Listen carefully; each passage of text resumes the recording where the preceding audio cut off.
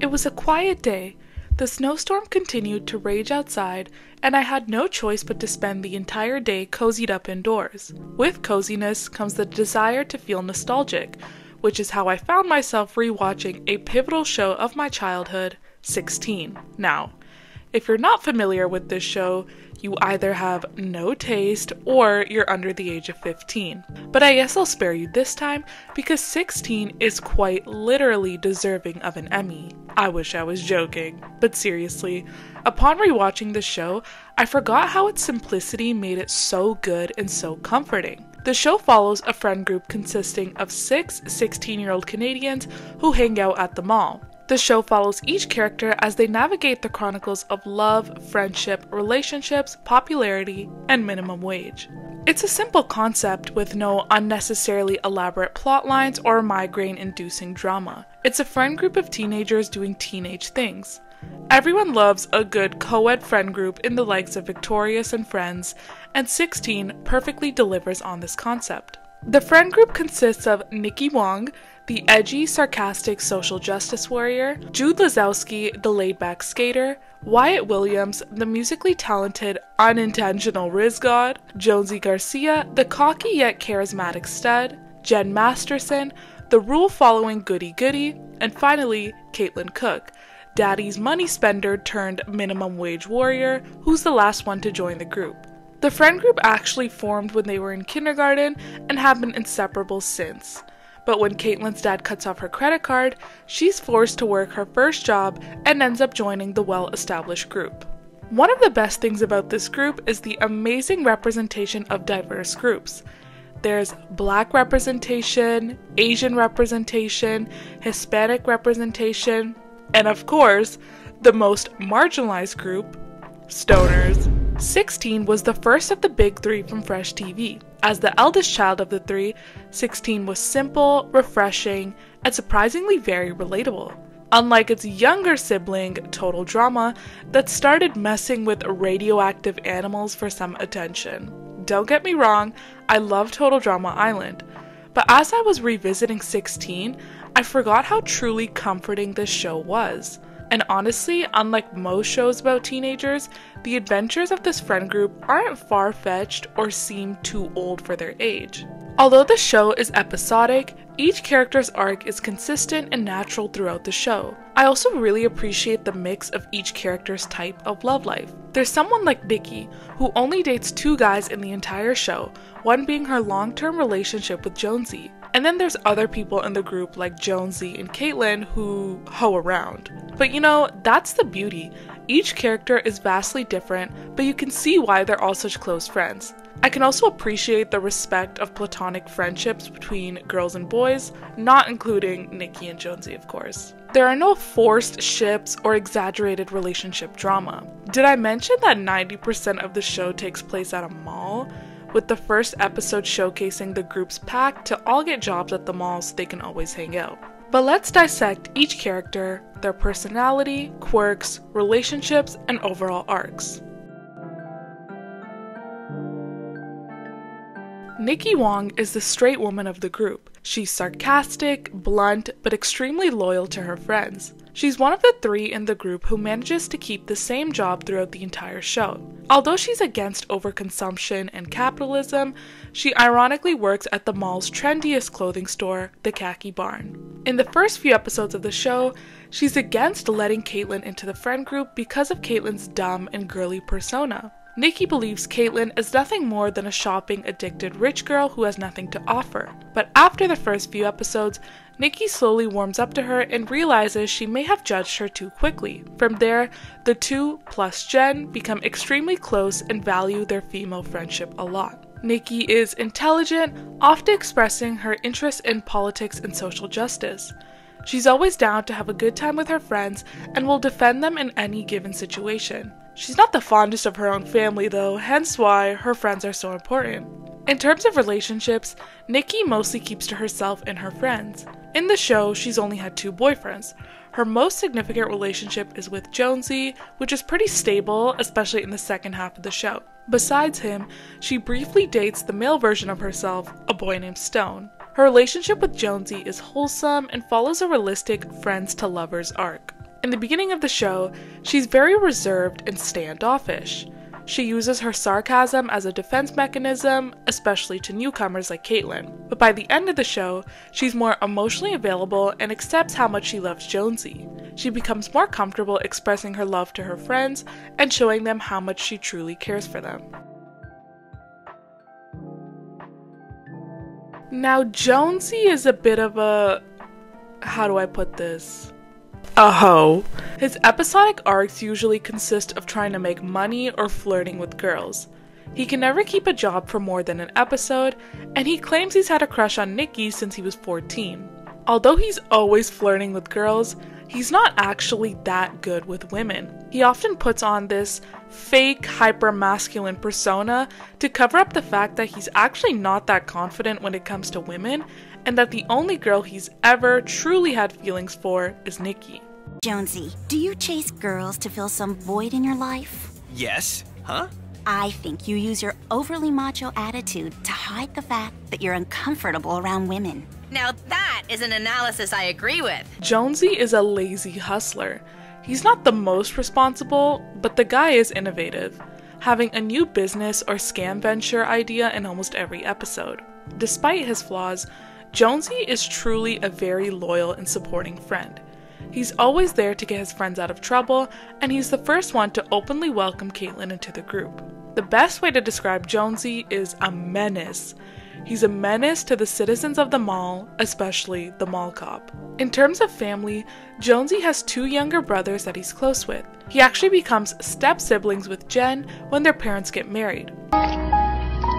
Excuse me, what the actual fuck are you doing in my house? Jonsey is seen to be supportive of his dad's new marriage, and although he pranks Jen a lot, he does it out of love. Back to his hoe-tivities though, he has many of them.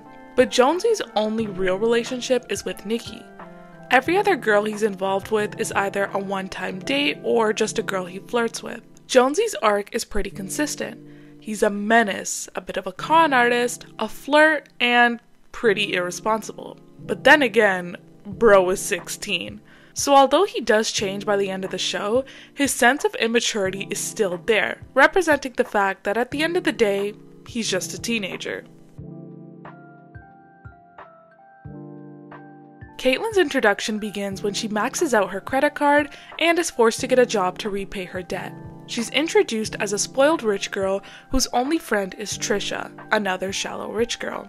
When Trisha learns about Caitlin's new job working at the Big Squeeze, Trisha dumps her, leaving Caitlin without a single friend.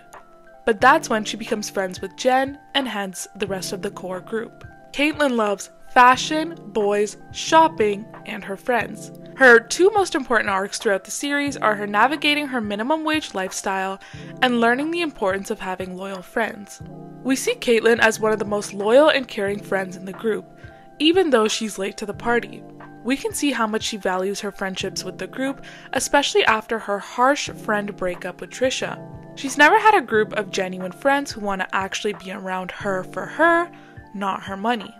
She's always there to support her friends through their breakups, losing a job, or any other sticky situation they need help in. Like Jonsey, Caitlin loves short-term relationships, having a new boyfriend in almost every episode. She's fun and flirtatious, making her ability to get a new man easy. She loves love, always supporting her friends' new relationships and encouraging the boys to perform romantic gestures for their crushes.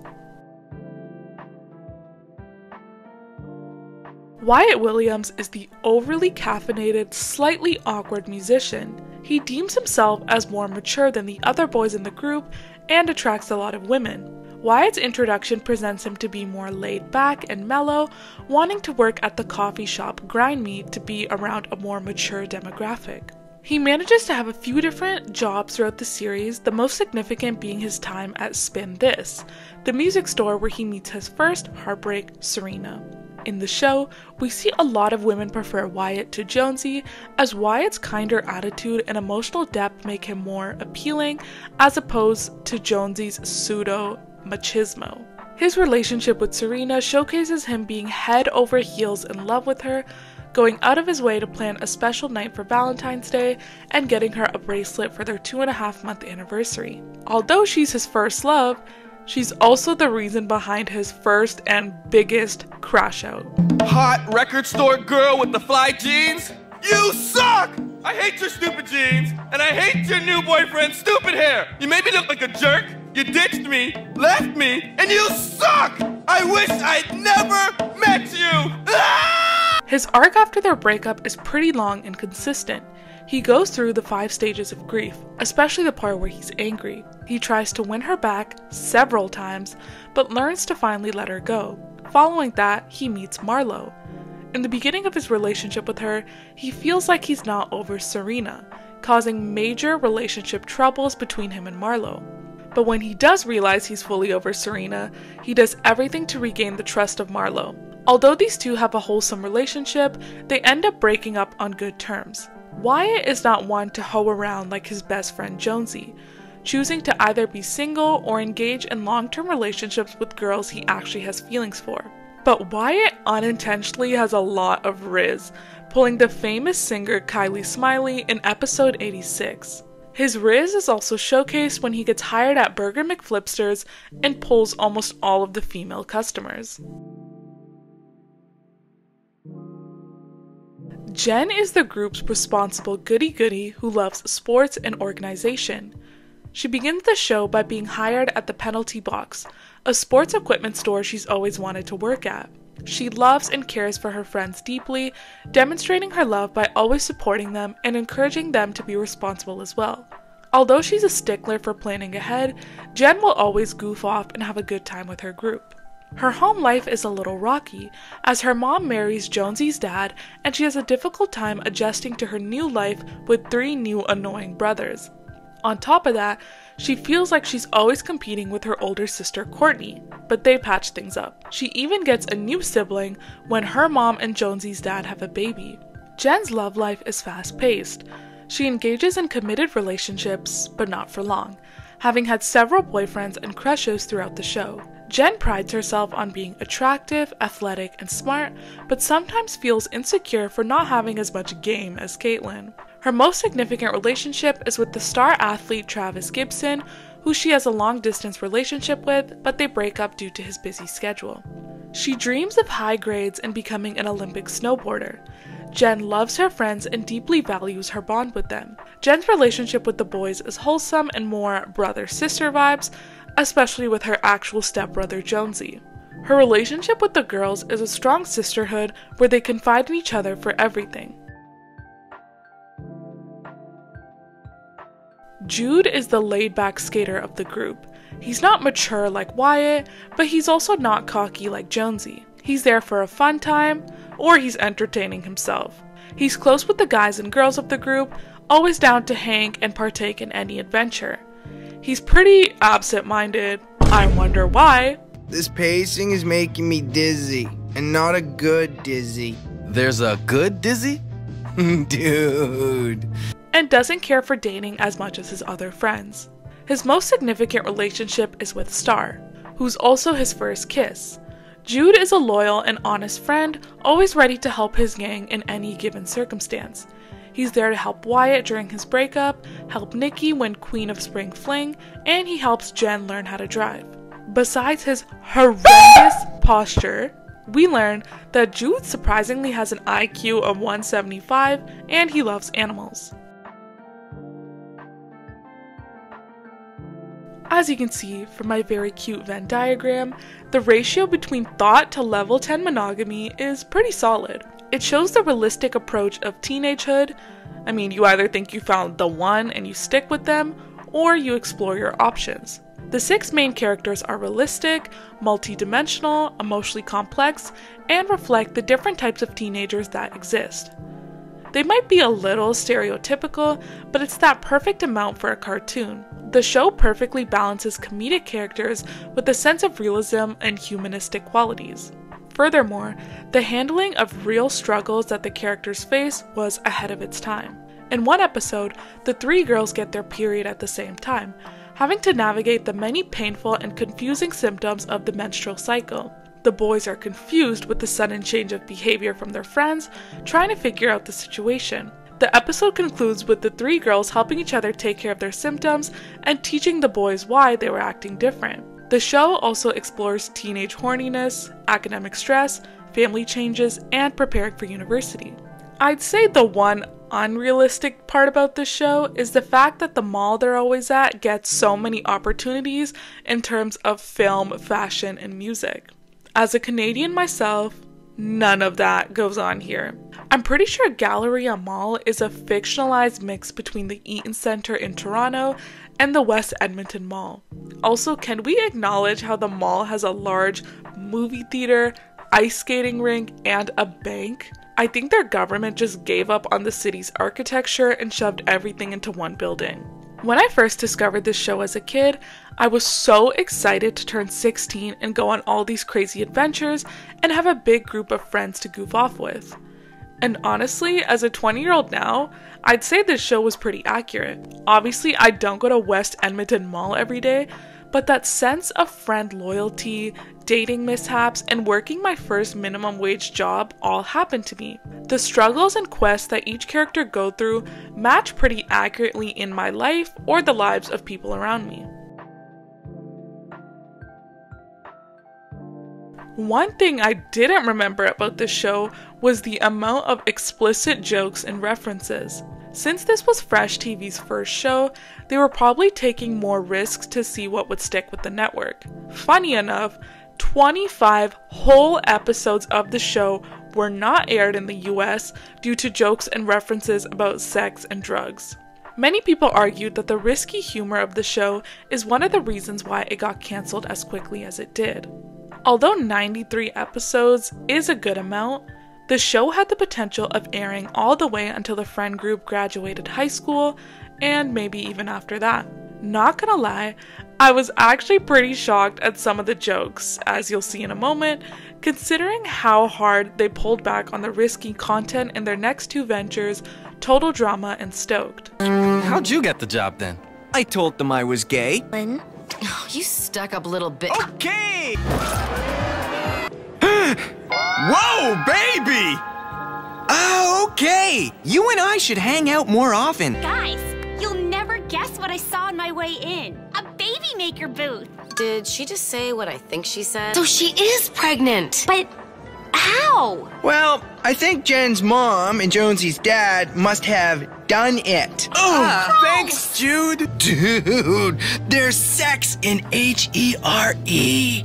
Not to pick favorites, but I found myself actually laughing out loud during many episodes of 16, something I barely did while watching Total Drama and Stoked. It's that raw, genuine humor that makes the show so appealing, and I know my 10-year-old self would be gagged at.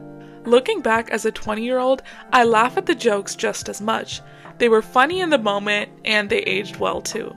If I could bring this show back, especially a reboot version where the characters are in college, I would genuinely pay millions. As you can tell, I absolutely love this show so much.